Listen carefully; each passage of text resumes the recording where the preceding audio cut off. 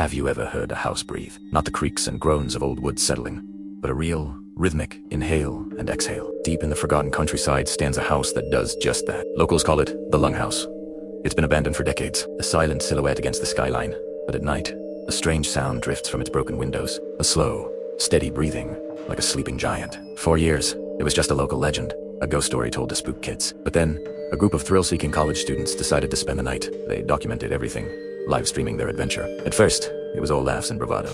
They explored the dusty rooms, the peeling wallpaper, the furniture draped in white sheets, like ghostly figures. But as midnight approached, the house began its nightly ritual. A low, deep sound. An inhale that seemed to draw the very air from the room, followed by a long, slow exhale that vibrated through the floorboards. The students were terrified, but also fascinated. They set up their sleeping bags in the main living room, determined to last the night. The breathing continued, a constant, unsettling lullaby. When they woke up the next morning, they felt drained.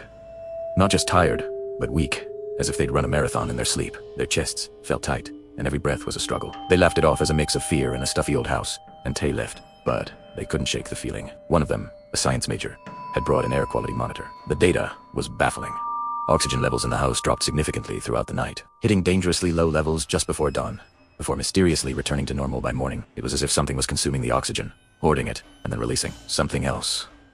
Curiosity got the better of them. A week later, they returned, this time with more sophisticated equipment. They wanted to understand what was happening. They slept there again. The next morning, they were even weaker. Their skin was pale, their movements sluggish. It felt like their very life force was being siphoned away, breath by stolen breath.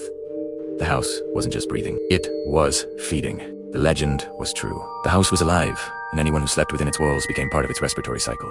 Waking up a little less alive each day, they never went back for a third night. The house still stands, still breathing, waiting for its next visitor. Thanks for watching, and don't forget to subscribe for more strange tailies.